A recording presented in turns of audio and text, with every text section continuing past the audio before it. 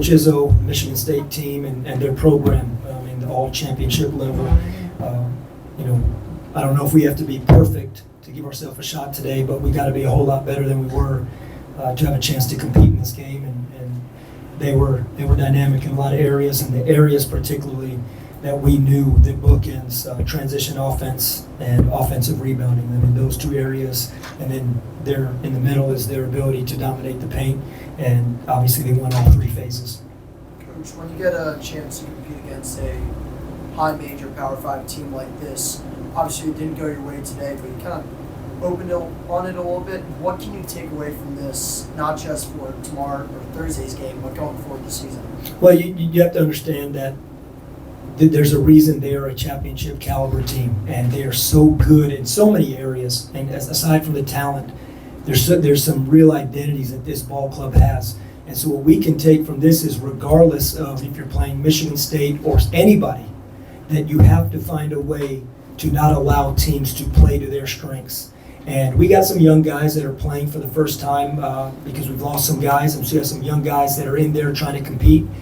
I think that's a learning lesson. And then by the same token, regardless of who we're going up against, that's an elite defensive team, that we have to try and stay to our identity, what we're trying to do on offense. We're obviously not a heavy three-point shooting team. I thought we shot the three ball well. To go 6 of 15 is a good thing for us.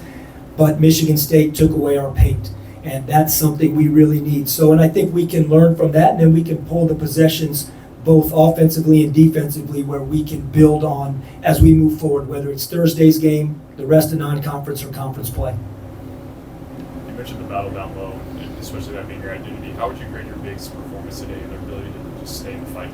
Well, tape will allow me to grade, so I don't want to come out and say that, but there's no doubt about it. I mean, the stat sheet says what it does as far as their post players and our post players, but I know they fought. I know Reed Kaysen, I know Gio Imajuru, Eli DeLaurier, they really banged in there, and that's an excellent front. That's a national championship caliber team and front court that Michigan State has, and our guys knew it was going to be a great challenge, and I thought there were moments where we did some good things that we got to build on, and then we'll look at it in the areas where we weren't and say, hey, here's where we have to be better.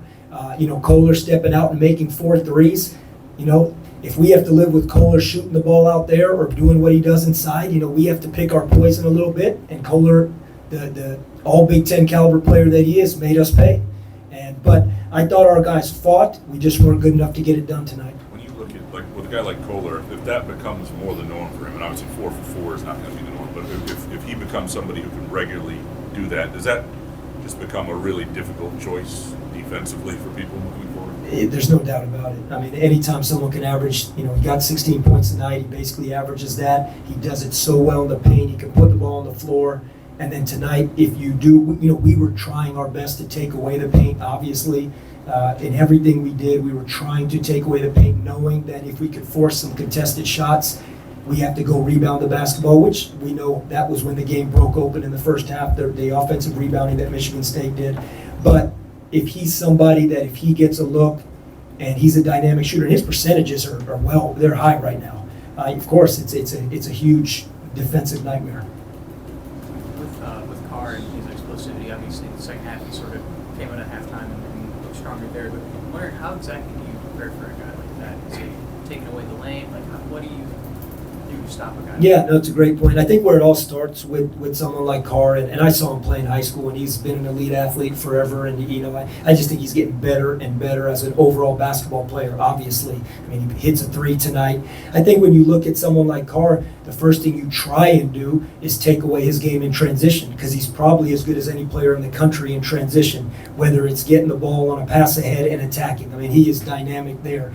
And then you have to keep him out of the paint. You have to try your best to keep him out of the paint, but much easier said than done.